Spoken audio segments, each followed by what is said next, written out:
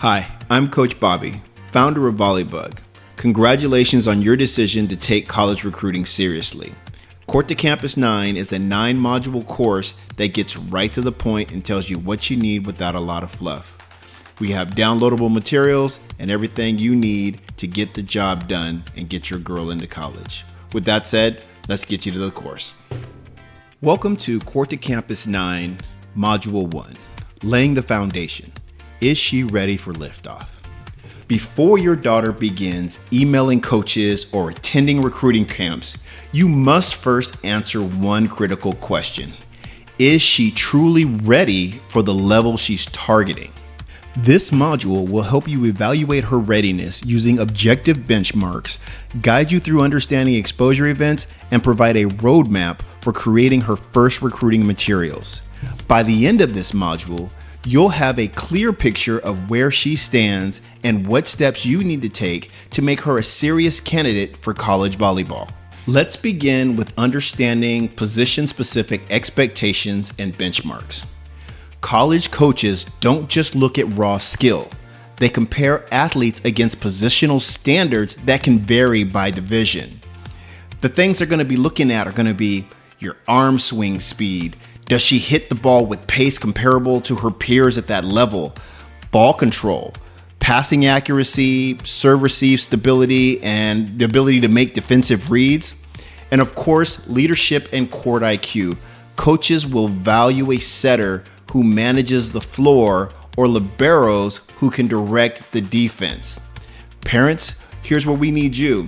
Film your athlete's baseline stats, the vertical approach, the height, the GPA, and compare them with published recruiting guidelines, and you'll find that in the book Club to College that's provided with this course. This is an honest assessment of your player's starting point.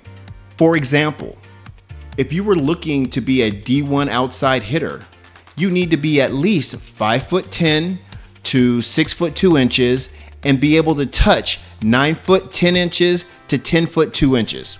That's D1 all day. You're looking at D2? Okay, now you can be a little smaller. You can be 5'9" to 6'1" and have a touch of 9'7" to 10 feet.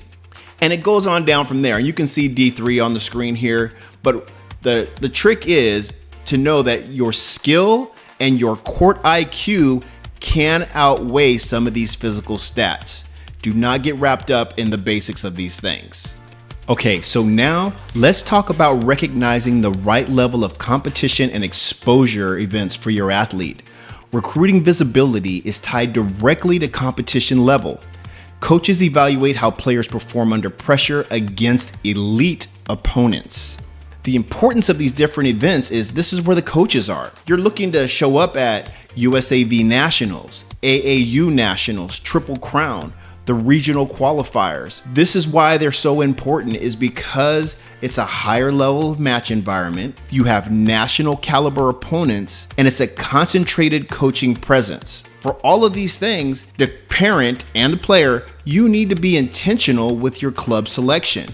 Ask yourself, does this team compete in events where college coaches from the level I need will be watching? Track your player's progress from season to season.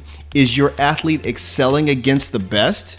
If so, move her up to a level so that she can shine at larger tournaments. If she's not, fine, she can shine at more local tournaments, and then we need to adjust what level of college play we're looking at.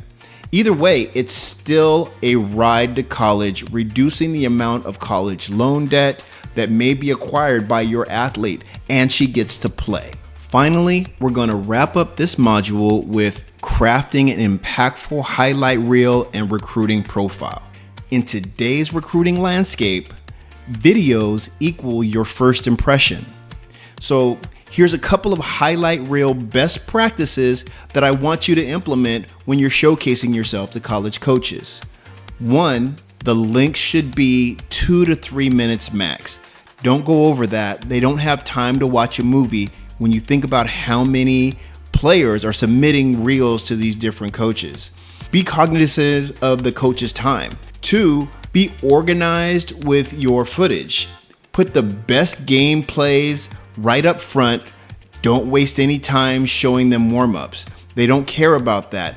They want to be sure that you can display athleticism under pressure, not just easy plays. So make sure you have clear player identification, your jersey number and the position you're playing included in the video as well.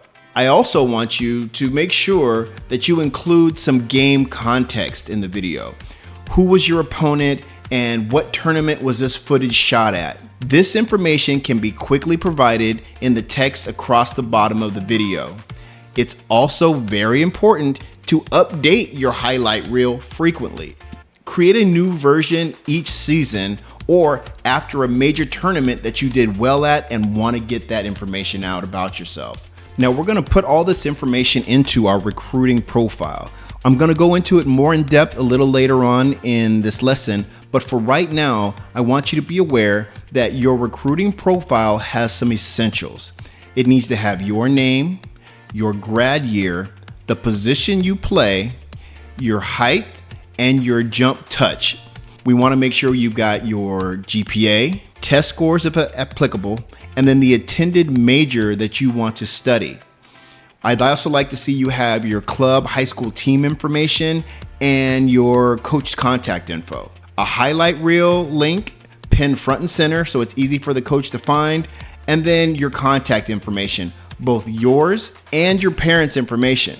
So it's kind of a delicate line that we're dancing, because parents, while you can support your kid as they are in this journey, emails and profiles must come from your player's voice. Coaches want to see independence and initiative. You're not going to be able to be there with them at college in practices every minute of every day. And to be very honest, the coach doesn't want you there. So you've got to start building that independence and letting them get an experience in that space. All right, so let's wrap this up. Action items for my parents here.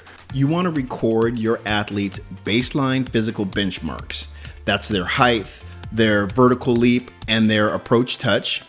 Then you want to take those benchmarks and compare them to the Court to Campus benchmark guide that's available as a download as part of this course, so you can make sure that your athlete is applying to the appropriate level of college for their physical ability.